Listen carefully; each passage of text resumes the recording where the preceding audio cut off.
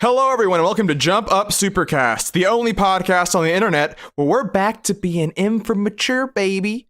I'm your host, Will, and joining me today, Brandon.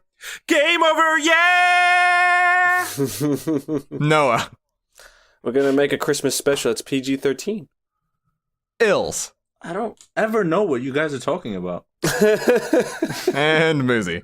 I genuinely don't know either. Like these opening sequences, I don't get it. I don't get it. I don't know. I don't even know how I was referencing the Deadpool special. I don't even know how you play off of it though. The worst part is I don't know how to play off of it. It's just like I need something that I let can me explain. Have you ever heard of Daytona USA? Brandon did a thing from Daytona USA. Last week we were family friendly. Noah was referencing the Deadpool holiday special. It's not that hard. We did. Okay, but I feel like we should be like on a unified front here. You know, like we're all talking about the same Let's get to thing. business. Let me tell you something. I'm back. We're all here. Saf is dead. He died so I could live again. He is our Lord and Savior. How's everyone doing this week? How's everyone's Thanksgiving weeks, I guess? Great, man. Great to be Good. back, even more importantly. Yeah. You know what? Normally it's the video game holiday season, and the games are the focus. But there was news this week, sometimes tying into video games. So let's get to it first and foremost with, it's probably the most noteworthy thing that's happened, which is just everything involving Fallout 76. Oh god. Oh no. Let's go all the way back to E3 where they announced this game, Fallout 76. It's by Bethesda Game Studios. Look out, is the help from the Battlecry team who are doing a game. Take Me Home, Country Roads. Todd Howard is on stage joking about how their games can be buggy in the past. He's like, I've read on the internet that our games have bugged before, so we're going to do a beta. And it's like a break everything before it starts test or whatever. It stood for something. Spoilers, the beta did nothing. So I guess we'll jump ahead. So the beta came out. It was, you know how like Nintendo will have the stress tests for Splatoon or like for ARMS where they have the weekend thing. And now that on the Wii, it was really weird because on the Wii U, because it was like specific time frames from 3 to 4 p.m. EST or whatever. That is what Bethesda did in the year of our Lord 2018 with their Fallout game that's only online. So the beta so that happened. And then the beta was a week before launch, which if you may know how video game development works, a week is not enough time for the beta to actually be a beta. The game has gone gold. That's my problem with it, right? Because it's like the beta. First of all, it was a week before, right? So realistically, like they're even advertising it as this. We want you to test out these bugs, but realistically, you're not going to fix them in time for launch. It's like literally impossible, right? And the fact that they used it as a pre-order incentive, to me, is scummy, right? It was less about testing the game out and more about, hey, if you give us $60 early, you can have early access to the game. Give us $60 before the reviews come in, before reception starts coming in, and then you can play the game early. A week early. Wow. A week early. It wasn't a real beta. Which we can even get into that, but part of the reason they maybe were smart to have people buy it before the reception came out is because Fallout, to my knowledge, correct me if you want in the comments, is the worst reviewed AAA game of this generation. It is sitting. Yeah, it looks like it. Unless something truly disastrous happens along the way, almost never does a game get below a 60 average on Metacritic. Fallout is comfortably sitting in the 50s right now. Wow. Is it just super buggy? Because I was really excited to get that game and try it because it sounded like the concept was really cool. Well, I think it's two things. So Bethesda games, because he'll mention the bugs, and they are real. They're strong, and we can get to those. But Bethesda games in the past have had bugs. People have liked them, Mm-hmm. But things that people like, they like exploring the open world. They like the stories that are being told. They like the character interactions. They like the role-playing elements. A lot of that is stripped away in Fallout 76. It is very much, it is a game that is shockingly bare bones in a way that I was surprised at. Just, there are no NPCs like they said before, but there's also not very many other player interactions for an online game. There were some reviews that talked about playing for 15 hours and never encountering another player, right? And when you do encounter them, they only you can't like sneak attack on people. So like you go and you shoot somebody, they have to shoot back for you to engage in combat. Otherwise you do like 10% total damage, which doesn't make any sense. And like, you know how they show off the building stuff where like in Fallout 4, there was building. And they said, don't worry, your structures will stay there when you leave. When you log out, all the stuff you built is taken apart and put back in your backpack. You have to rebuild it the next time you connect to the server, which can be often because the server has strong connection problems, right? Oh, boy. And they only save every 5 minutes the state of the server, at least at launch. They said they're going to try to patch that soon. So if the server disconnects, oftentimes you can lose the last 5 to 10 minutes of progress, depending on when the last global save was, which is bad, right? It's not good. It's crazy because it's like it's near universal. Just there's a very common bug where you can't do damage, and the only way to fix it is to quit out and join back in, just to turn the entire game off and turn it back on. Bugs where the final boss, which by the way reuses animations and code from the dragon fights in Skyrim from 2011. So they just sort of reused the animations and a lot of the actual like programming from this game they made 8 years ago. Final boss, use all this stuff, use your mega elixirs, all your big weapons. It will just glitch through a wall, come back half full health again, is like a recurring bug for people. Quest lines will just end. Like NPCs will be bugged, places will be bugged. You just can't do the quest lines. It is a level beyond even what they've had previously, and there's even less of the stuff that people liked originally in those games to like try to alleviate the issues, right? So all you're left with is this sort of empty game that's full of bugs, and it's kind of crazy just because I feel like we haven't had a big dumpster fire game this year, in this way at least. Like Battlefront 2 is maybe the one last year, but it is wild that, Spyro did better than Fallout. It's also reflecting the market. Like Spyro is doing better than Fallout in like America and in the UK. And you're like, if you had told me that a year ago, I would have thought you were crazy because Fallout 4, and other Bethesda games do a ton every single time they come out. It just seems like they get worse at it every game. Like every time they try to put out a new game, there's always a shitload of bugs, and they take forever to put something worthwhile in the game. And I don't understand how the fan base keeps allowing this to happen. Well, see, because like I think this one goes beyond though, right? Because like Will said, like I think with Fallout 3 and New Vegas and less so 4, but like and then Skyrim, right? It's like those games had enough good in them that you could ignore the buggy mess that they are, right? Yeah, plus they were like more focused on single player campaigns. This one's an online multiplayer. So did Elder Scrolls Online. That one had problems too. Yeah. Oh, well, and Elder Scrolls Online is a whole another mess, right? But they fixed that one. And I think that was. But it's like every game is this process, is what I'm saying. Like it always starts this way. I think with the single player games, like people are willing to forgive them. I think with the single player games, it's like because truly, I think Bethesda RPGs are kind of in their own unique space, right? I don't think anyone really makes games like them, right? Yeah, but they've taken that goodwill and they've squandered it. Oh, yeah. Oh, I mean, absolutely. Absolutely. It's like, I can't imagine someone has confidence in, like, say, Starfield, at this point, where it's like, because this game was just so much of a mess. It's like, why would you take that risk, It feels Did like Bethesda say anything in response? Like, are they trying to fix it, or are they just completely ignoring them? they set out some patch notes. It's not addressing any of the big stuff, right? Like they're sort of just like, we're working on the general bug fixes, like if you report them, we'll look at them. The big things they said they're changing is that they were increasing how much you can store in your stash, which apparently was a big problem, is that like the weight stuff, because like you can get over encumbered in those games. Every item you carry has a weight. Apparently, because the way that the servers run, the weight limit was lower than it was in previous games, so people couldn't carry nearly enough resources on them at any single time.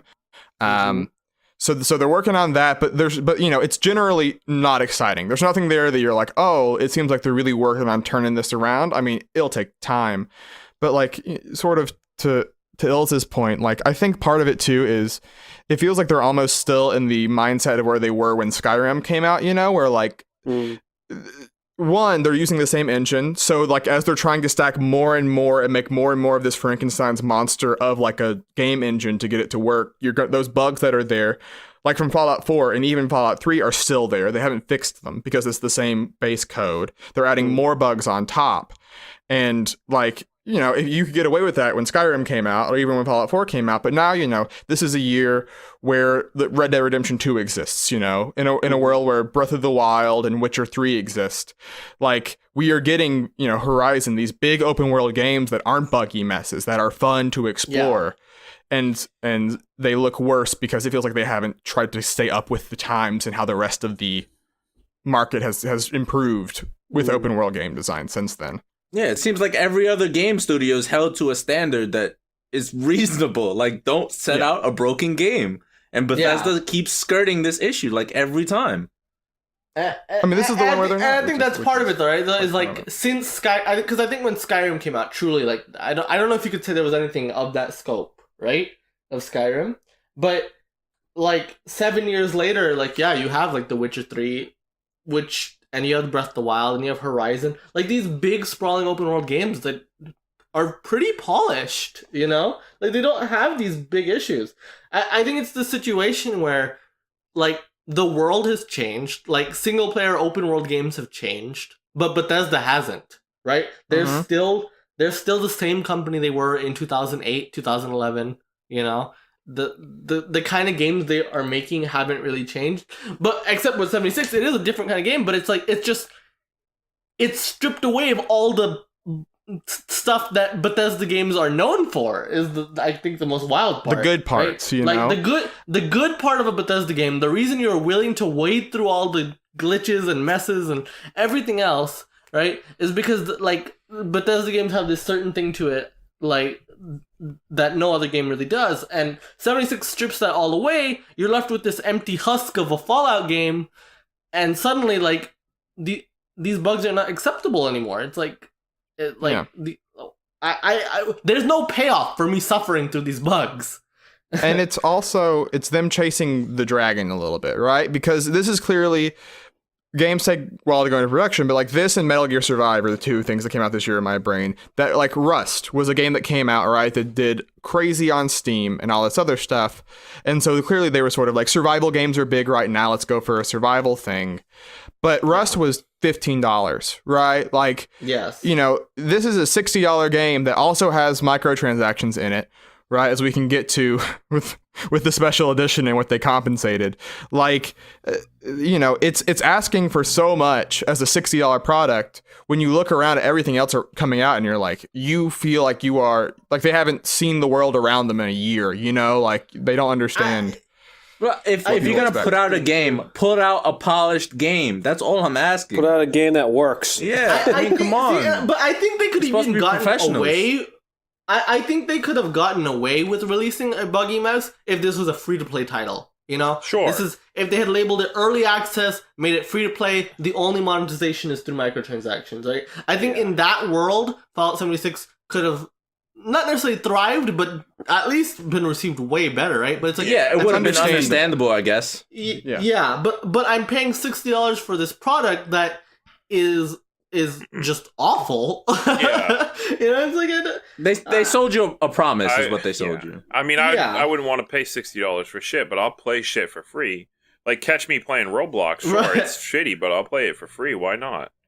Yeah. And it's like especially with the early access tag, right? Like, that is, you can so easily justify so many things wrong with the game just with that early access tag, right?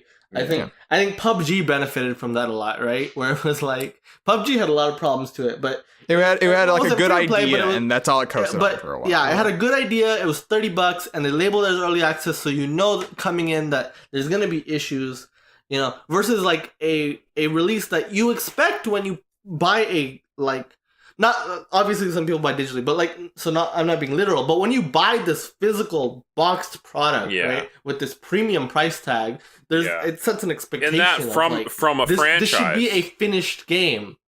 And so, yeah, especially from a franchise like Fallout, right. Like, this is an established franchise, like, and for them to release something like this is, I don't know, man. I mean, I say that like as, I love Fallout New Vegas. It's a game that like is, it's one of my like top 15 games of all time probably, right? That game was also a buggy mess when it came out. They've done some stuff to fix it since, but like at its core, there was something there that is worth loving. I'm sure that there are people out there that are having a good time with this because there always is for any game, and that's fine. Like, don't feel bad if you like it, but like, I can't see it. That core of like what made me like love New Vegas and like Fallout 3 and even, like Fallout 1 and 2 is just gone with this one. And it's a bummer in some ways. I don't know if it'll have any larger trends because this game doesn't look to be a big success like in the market. So I don't know if they'll continue with this stuff moving forward, but it's a bummer to look at now. I wonder what this means for Starfield. I wonder if there was any ideas floating about of maybe we'll include some multiplayer component. I wonder if that's just kind of like thrown out the window. Just like, like, oh, okay, we are not doing this. It kind of depends how this reaction from the fans is going to continue. Like if they if Bethesda actually gets around and fixes the game, then they'll just brush off that initial reaction. But if fans continue to yell and say like, "Oh, this is buggy mess," because like you mentioned, like the Bethesda fans are like they're pretty forgiving. Yeah, they have to be held to account at some point. I mean, come on. I mean, the game, we look at sort of at like hints of how a game's doing. And like I mentioned with the Spyro thing, but like, a week after it came out, last week, and it was on sale for $40 to $30 everywhere. A week after it came out. And you're like, there are a lot of games that came out this year that didn't get marked down that low that came out way earlier. Like Call of Duty wasn't sitting there at $40 because Call of Duty did well. And so you're came out a month and a half before, like, yeah. And so like it seems like the indicators are right now that it's not the juggernaut that maybe you would think an online Bethesda game open world co-op thing would be. So hopefully that makes them stop and reassess, like I would love to like Starfield and to like Elder Scrolls 6, but they now first have they need to fix fucking Fallout 76.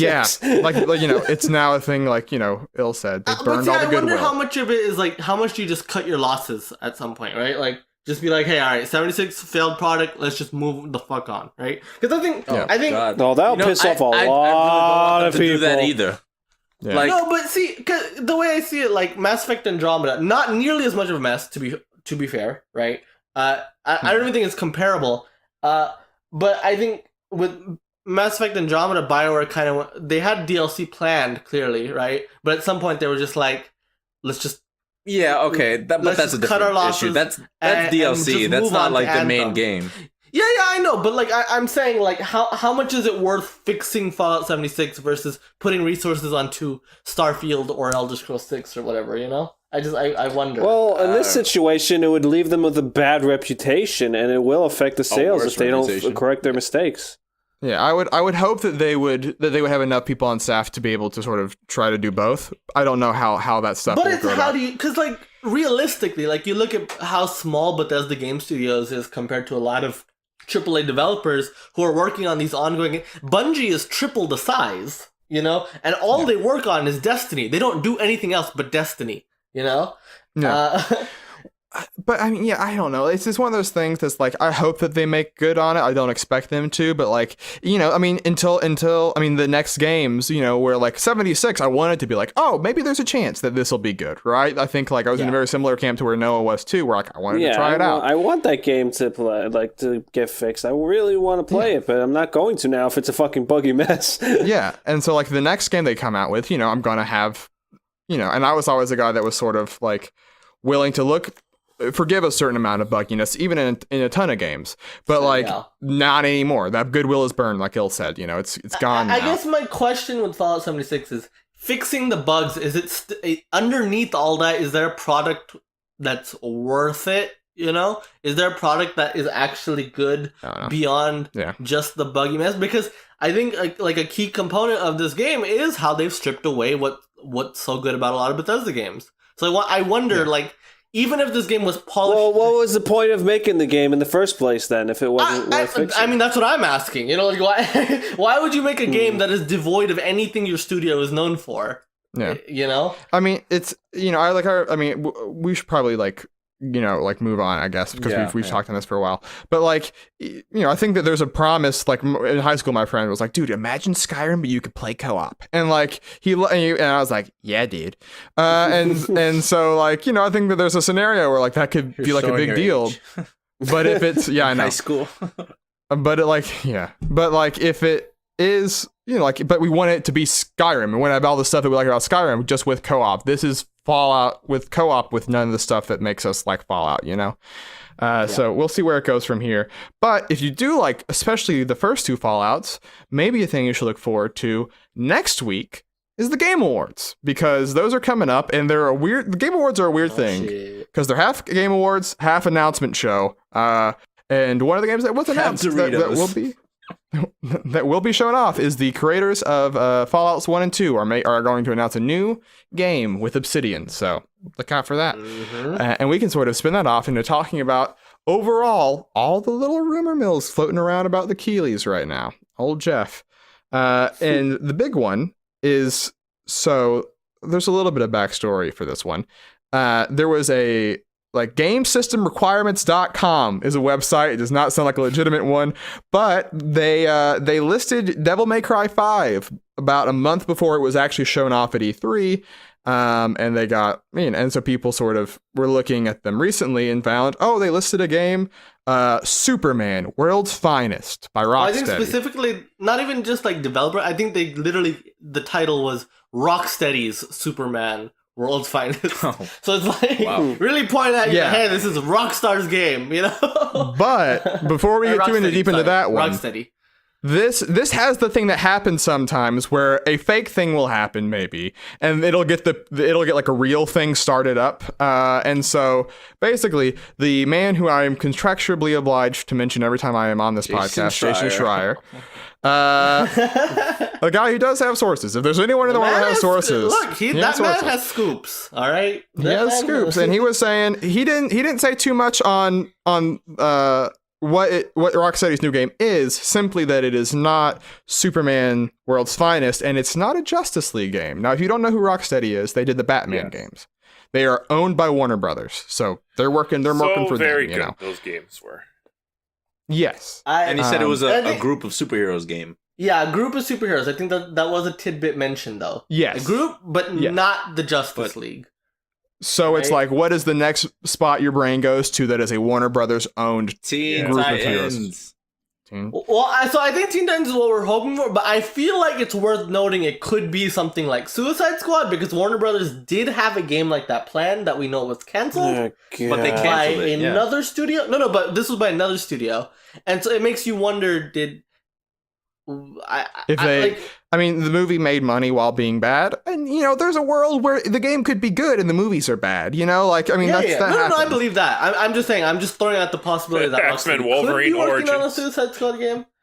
Yeah, but Teen Titans is the one that I think our mind naturally goes to, and I think the one we kind of hope, right? Yes. Oh yeah. I mean, would you be into a Teen Titans game? Like that's absolutely. Yes. Oh, absolutely, yes. I would. Who would you play as? I did not grow up with Teen Starfire. Titans, so I have no personal Raven. attachment to them. Cyborg. I'm gonna go with Raven. Mm-hmm. Maybe Beast Boy. I don't know. He's pretty cool too. That's the thing. You're like, man, look at these, like, fuck. All of them have cool powers. Robin's kind of Robin. It's fine though. Robin's still cool. You gotta have a base though. Else. You gotta have a base character. Yeah, he's the Ryu. And I think they could go wild with this game, right? And I think if it is Teen Titans, I think that would totally explain why this game is taking so long, in a sense, right? Because it's like, I think a lot of people, especially this year, I think after this E3, we're starting to get antsy, right? Like, it's been 3 years since Arkham Knight. How come we haven't even gotten, like, an announcement of what Rocksteady is doing? Well, maybe they're smart and holding their cards close to their chest when they have something to announce. Oh, absolutely. Instead of like yeah. every other video game studio who shows but, like, their card I as soon as they think of the idea. I think excitement is kind of really starting to build now, though, for their game, though, right? I think a lot of people are kind of wondering now, like, where's Rocksteady? Like, what are they doing? Because Arkham Knight was 2016. It was like May, I think, or April. 2015. Wow. So we're 3 years now. So it's like, wow. 3 years since it released that we haven't even seen an announcement of the new game. which I think is Yeah. very intriguing. I mean, That's Who is- exciting. what game studio that's been silent are people more excited about? Rocksteady or Retro? Well, Well, I mean, retro appeals to specifically Nintendo. Yeah, fans. Wait, are they not but making I Metroid think Prime both of them 4? are excited. But I think, yeah. But like, I think excitement is also brewing for like, what the hell is retro doing, right? Like, where's retro? I know. Wait, who's making Who Metroid knows? Prime 4? Who's making Metroid Prime Namco. 4? See, Bandai Namco. Namco, probably.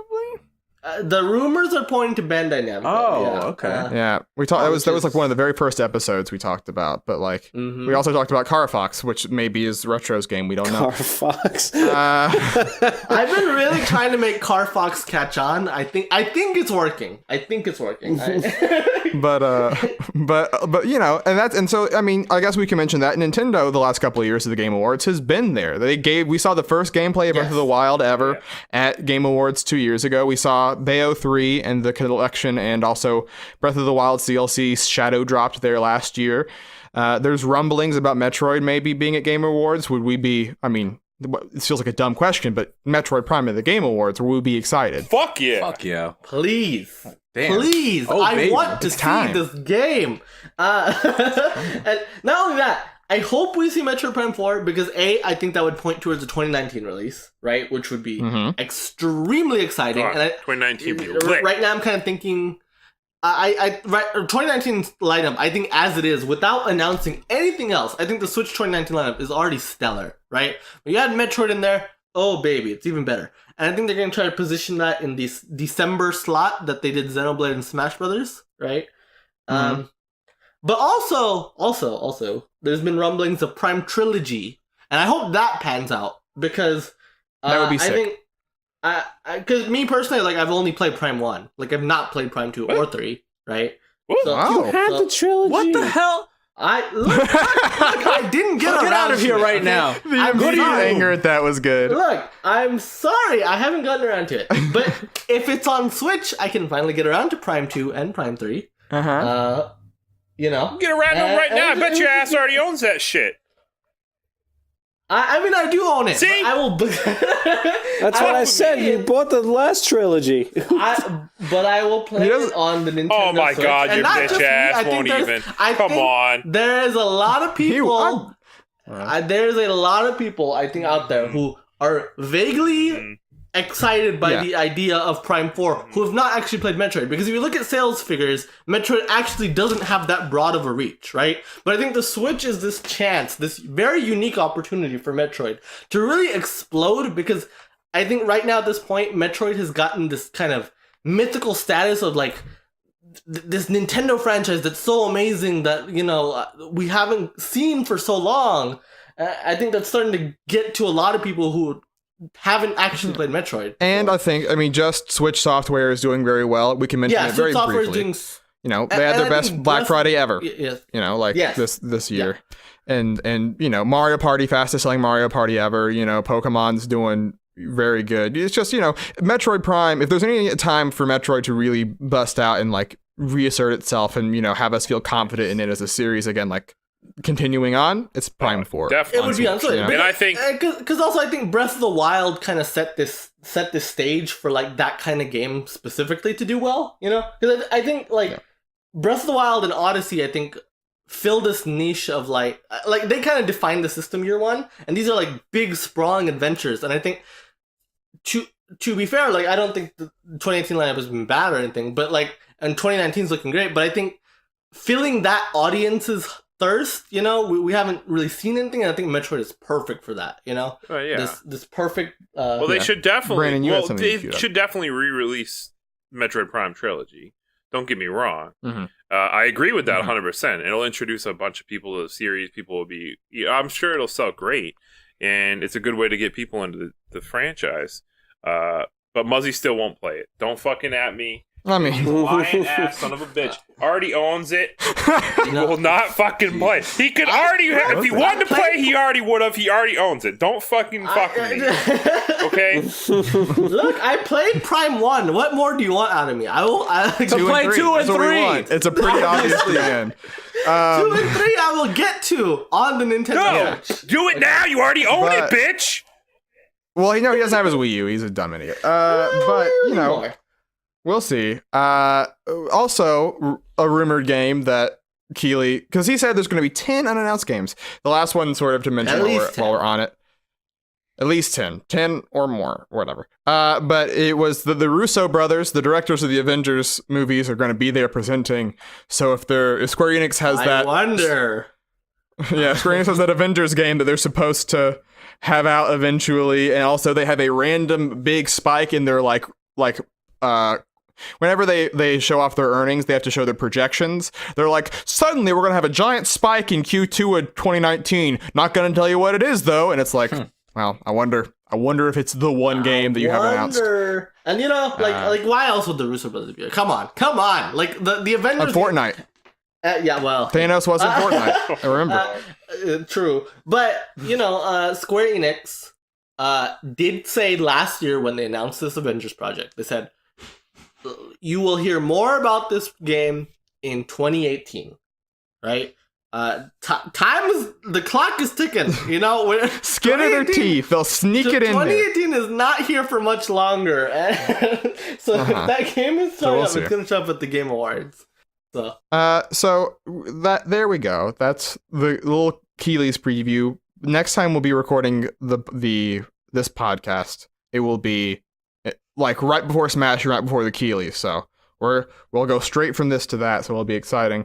One last thing that happened this week was there's some little bits and pieces that we may not get to, but Red Dead Redemption just casually was like, hey, our online's coming out this week. And you're like, well, I mean, it's been a month, so I guess it's good that we got there. But it was the weirdest rollout I've ever seen, because I don't know if you remember GTA 5's launch and its online stuff. Everyone got on at once, and then everyone got kicked off at once for about 2 weeks. That sounds about right. And so they said, we're going to avoid that. If you bought the Ultimate Edition, you get it on this day. If you played the day it came out, you get it on this day. If you played the first week, you get it on this day. If you played after, you get it the day after. So it's like a 4-day slow rollout, essentially. That's okay. That's pretty smart. Yeah. And the crazy thing to me, though, I realized Red Dead Online never got a trailer. There is a Battle Royale game in Red Dead Redemption 2. Oh, it is in the multiplayer. It is, Look, this is in the game. Yeah, they have the circle, it moves in. Nothing. That's never crazy. Talked about it. I remember the rumors crazy about this, but like the fact that like they didn't officially announce this and it's just in the like, hey, Red Dead Online's up, go try it, and it's just like that mode is just in there. That's gonna blow up. There's just a whole story mode to it with a bunch of new characters and new voice acting that they never did a trailer for to show off. You just get there and they show up. It is crazy. It is the thing you can do when you have fuck you money. Yeah. So the weird thing is, maybe I'm just in my own bubble, but I feel like I'm not really hearing people talk about Red Dead Online though. I wonder, I don't know if it's like... That's very true. I haven't seen people mention it that much. Yeah, I mean, I think that weird. I think they should. Especially when there's a fucking battle royale mode. I thought people would go wild over that. Yeah. So I don't know. I mean, I guess if this is the first you're hearing about it, then there you go. This is the first I'm hearing about it. Like, We're journalists Nobody now. to play with. Yeah. No. I'm sorry, Brandon. That was so sad. Wrong platform. Well, played it on the fucking best platform, but okay. But yeah, so I mean, there you go. It has all the stuff. It has a lot. Some of the modes, like GTA 5 has. It has some of the modes from the original on multiplayer, which I know Brandon and Noah, you guys have said before, having a lot of memories of. It's still. They're still adding stuff, like they said, feature-wise, like we're gonna add in, like more side activities as the time goes on, stuff like that. GTA 5's had a ton of post support, even like this year they were adding new heists and stuff. So I would expect this thing to get stuff for a long time. So if that interests in you, and you got Red Dead, give it a old college try. So that is generally the news for this week. Oh, you know what? Little I will remember you moment. Splatoon 2 is getting its last content updates in December. Pour one out for your homies. Bethesda, take note. Splatoon 2 had incredible post-launch support. Like, what a way to take a game and make it even better. And also, Pauline's going to be a Mario Tennis, and I'm pretty happy with that. Put her in more games, Nintendo. Yeah. But that is the news. Now we move on to, always something that we have to work towards and feel either happy or sad with, depending on how it goes. The list. We take it. Last week, Noah, you brought Mortal Kombat. Mm-hmm. This week, because of extenuating circumstances, I think it's Muzi. Are you going to give it the old college try? Yes, I am. So, I usually like to go for a nice little search engine optimization going on. You talk about a game we put on the list, right? This one actually he talked about it at the tail end of the podcast. It's okay. Splatoon 2. I want to add Splatoon 2 to the list. There we go. Somebody following my rule or my suggestion. I didn't know you suggested this. No, I said, well, never mind. Whatever. Well, it works out. So Splatoon 2. I had this. I all year, basically ever since the anniversary of the game. I was like, when am I gonna add Splatoon to the list? And I figured the best time to do it was when they finished adding content to this game. Right? I think that was the perfect time. Perfect time to do it. So we have one last update coming up. It just has cool new weapons and changes some gear or whatever. But yeah. So Splatoon 2 is a game released July 21st, 2017. This game, I think the biggest thing to mention with this game is the post-launch support, right? The incredible post-launch support that Nintendo has added from launch to it just now ending this next month. They've added hundreds of weapons at this point. They've added so many stages. Like it is an incredible amount of stages. There's so much to this game, and all without a single dime of monetization. When it comes to the multiplayer modes, there's no microtransactions here. They're not even for just cosmetics. You don't pay for anything. It's all completely free. And you sure? Go on. No, and part of it though is that I think is great is that like with Splatoon 1, it launched and you could say, oh, it's a little feature. There's not a ton of levels, not a ton of weapons. Yeah. And so they sort of made good with a lot of the post-launch support. Splatoon 2 had a ton of stuff at launch, and it only got bigger from it.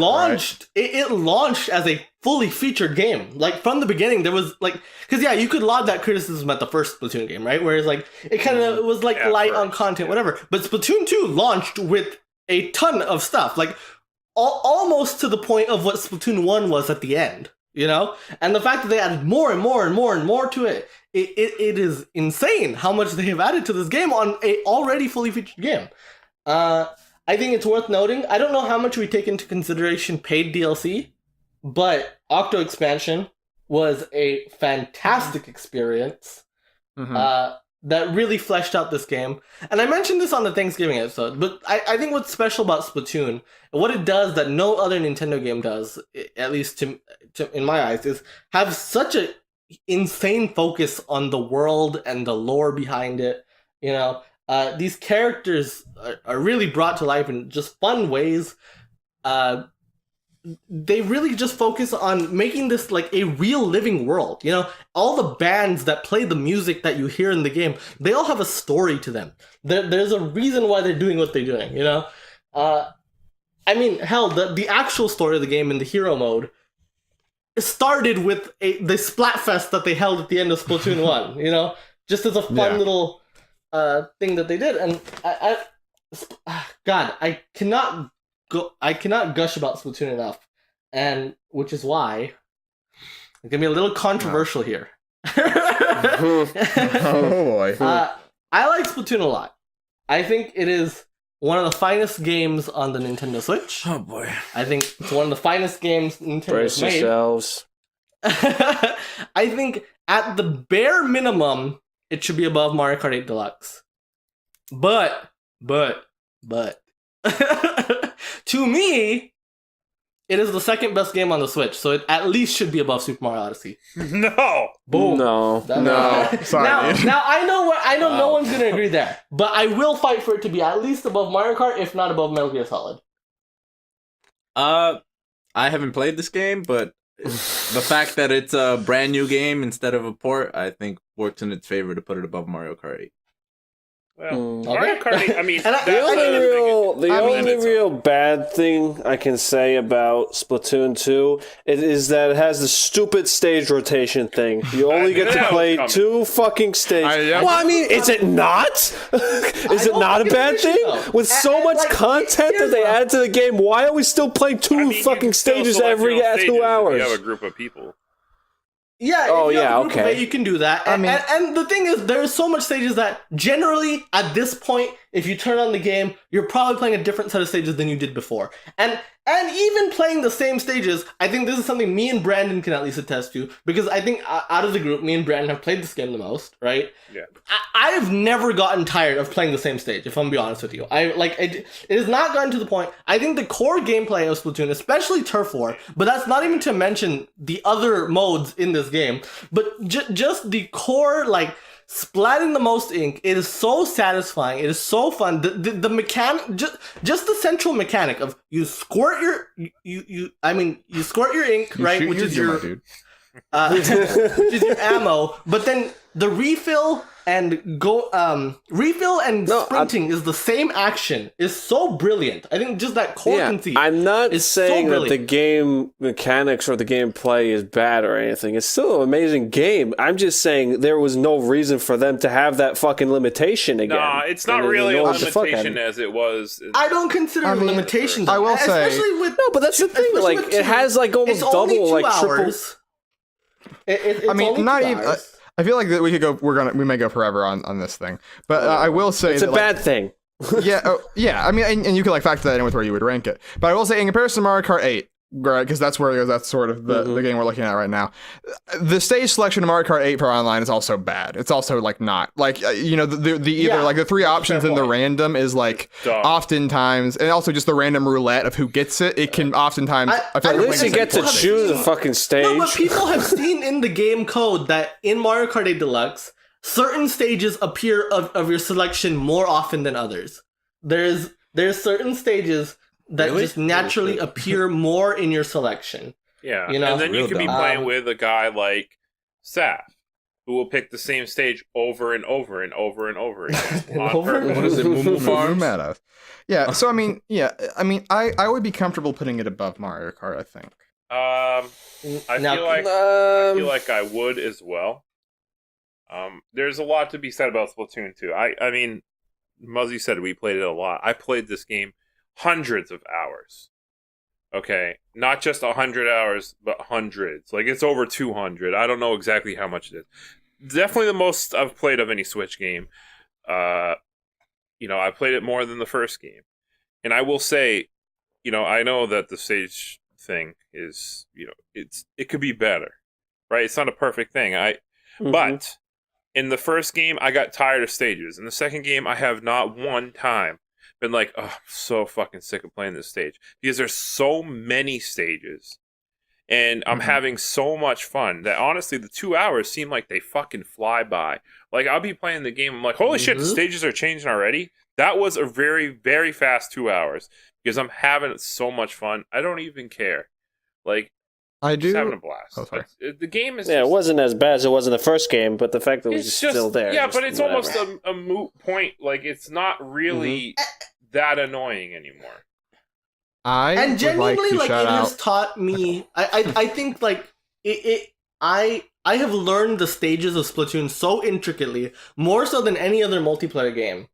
And I think part of it is because of that system. I think that is a benefit of the system they use, that I have learned the intricacies of every stage so well at this point. I know these stages like the back of my hand.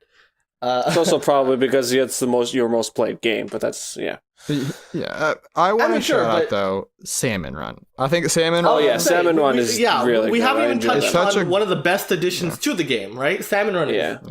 You talk about It's it. such a little bit. good alternative to the core. I mean, there's Turf War and there's Ranked, and the Ranked's added modes, and there's a ton actually to Ranked too. But like Salmon Run is such a cool alternative because A, it's co-op, but B, I actually really like the weapon rotations in Salmon Run because I think that in that situation, because they are short enough, it gives me a chance to like learn how different weapons work in a way that's a very like Yes. a natural way. Mhm. Because in Splatoon there are so many weapons, oftentimes you can just fall back to your old reliables. But all of the different boss salmonids that you fight are very brilliant in their designs of just making you learn the different aspects of how to locomote and move around in Splatoon 2.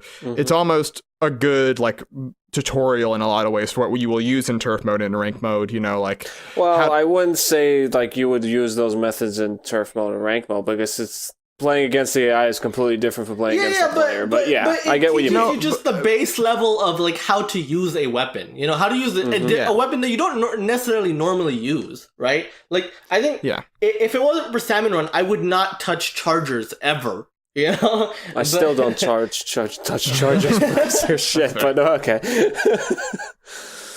But yeah, and just stuff like the little shark one that comes up and bites you, like learning how to like duck in the ink, and like you're not necessarily safe in the ink, you have to move at times, stuff like that. I think is cool. So I think that it is a very well-rounded package overall. I think. Definitely is. I'm not arguing against that. And like, because there's so much variety to it, right? Like between because we didn't even touch on all the rank modes, which I think are all super unique and super great. There's so much variety to this game, so many different things you can do. It doesn't get boring at all. After 200 hours of play, I'm still more into it than probably any other game on my Switch right now. Now, I don't want to interrupt, obviously, because we are clearly passionate about this game. But where do we? I want to get a feel of where we all stand right now, I guess. Can I get it above Metal Gear Solid? Is what I want to know. Probably not. Yeah. Brandon? Wow, okay. I don't feel that. You want it above Mario Kart, Brandon? Look, I'd put it above Mario Kart 8. Mario Kart 8 and Splatoon 2 to me are two of the best multiplayer games I've ever played in my entire life. Yeah. Easily. They're very similar in that aspect. But I think Splatoon has more variety than Mario Kart 8. I mean, I get it. It's a racing game. But Splatoon, it's a third-person shooter. But it does so much more, and it just mixes it up so much more in so many different ways. I feel like I could play Splatoon and just have fun and just be like on autopilot. I could play it for hours and just lose hours and hours of time. But I mean, same thing with Mario Kart. Yeah. But like, I don't know. It just Splatoon gets a little bit of an edge for me. And for me, Metal Gear Solid wasn't like a staple of like my childhood. I don't hold a ton of nostalgia for it. I played Metal Gear Solid later in my life. I was probably like 16, 17 when I played it. And I was like, this game's really fucking good. But I don't know. I just have no personal attachment. I have no personal attachment to Metal Gear Solid. I played Twin Snakes as well. I didn't play the first one. I played demo disc for the first one, but like, and everybody, Twin Snakes is good. But like, I don't know. Twin Snakes is still fucking great. I think Metal Gear Solid. I think Metal Gear Solid is an incredible feat especially for its time. I think it holds up extremely well. But I don't know. I mean, really, I guess if it's up to, because I think Noah's kind of hard and fast and done not putting it above Metal Gear. No, I'm not going to put it above Metal Gear. I'll give in to putting it above Mario Kart 8, but not above Solid. Can I get Will on my side here? I don't think so. Just because I recently I went back to Metal Gear Solid, and I was still so, it was ahead of the game in so many cool ways, and there's so many just little things in it that you find out later that you're like, man, this is a game that has such a love and attention to detail that I respect in such a big way at a time where so many games were just struggling to exist in 3D period, that I would still keep it above Splatoon 2 while still loving Splatoon 2, obviously. Okay. I mean, so I can settle for that. Like right below Metal Gear Solid, right above. Yeah, I can settle for it too. Like I said, I don't have any strong affinity to Metal Gear Solid. Like I said, I played it. I played Twin Snakes. I fucking loved it. I thought it was great. I agree with where it is on the list. But yeah, I mean, Splatoon 2, incredible game, should be as high as we're saying. So. All right. Well, there we go. It's a top 10 game, folks. We got surrounding at number 4, Red Dead Redemption. Number 5, Legend of Zelda Ocarina of Time. 6, Metal Gear Solid. 7, Splatoon 2. 8, Mario Kart 8 Deluxe. 9, Castlevania Symphony of the Night. And number 10, Resident Evil Remake. Got some great games surrounding it. That's good company to keep. Feel pretty good about our top 10. 3 of them are Switch games, but maybe recency bias, but I think maybe genuinely, but maybe they're very good. Maybe 2017 was one of the best years. 4 of them ever are had. Switch games, actually. Yeah, you did. Oh, it was 8 Deluxe. Oh, Mario Kart. 8 Mario Deluxe. Kart, yeah. Yeah, so we It was have 8 4 Deluxe. Nintendo Switch games in the top 10. Man, Good year for 2017, Nintendo. great year for Nintendo So Switch. biased, honestly. guys. You guys are so biased. Well, Such a whatever. bias. Shoot me. I don't give a fuck. Bias. I'm coming for you. Do it. We have two PS1 exclusives though. Look at us, fair and balanced. Fair and balanced, yeah. But that is the podcast for this week. Brandon, because you carried on in my stead hosting last week, I feel like you have earned the final phrase. But while you think on that, of course, plugs, twitter.com/jumpupsupercast, where we post whenever we post episodes. I said the word post too many times there. Whenever an episode is uploaded, you will see it there.